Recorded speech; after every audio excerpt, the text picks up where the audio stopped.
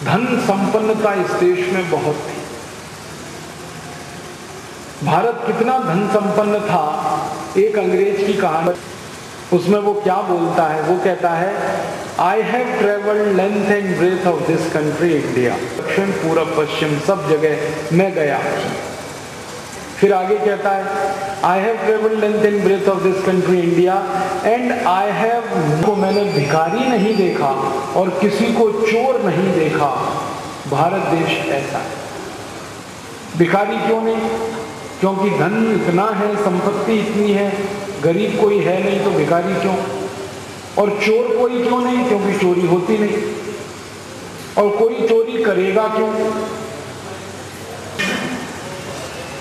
फिर वो कहता है कि भारत में किसी भी घर में ताला नहीं लगता और एक एक साल 2-2 साल के बाद आते हैं, घर की एक चीज भी कहीं इधर से उधर नहीं होती।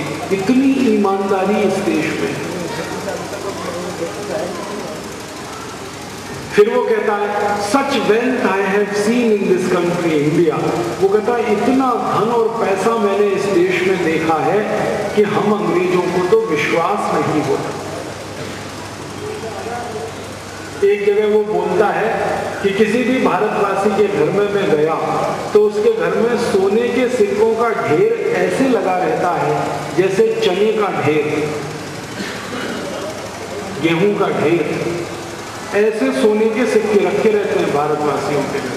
अगर हम धन संपत्ति वाले नहीं होते तो अंग्रेज क्या झक मारने आए थे?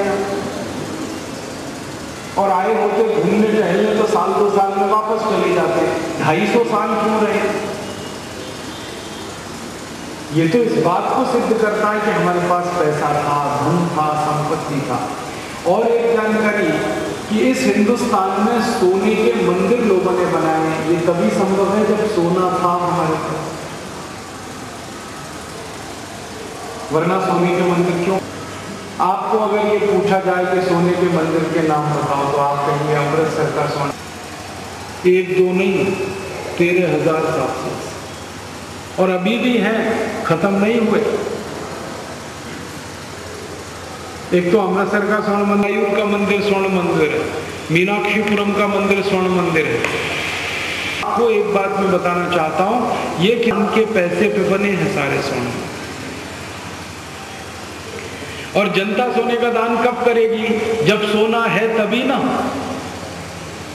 तो लोगों के पास सोना इतना ज्यादा हुआ कि उन्होंने दान किया। दान करने से मंदिर बने, माने बहुत अमीर और बहुत समृद्धशाली देश था ये। इसलिए इस देश को सोने की चिड़िया कहते थे। अब उस सोने की चिड़िया देश को अंग्रेजों ने कंगाल और भिखारी देश बना दिया, लूट लूट कर। और लूटने का तरीका क्या? कानून बनाओ, टैक्स और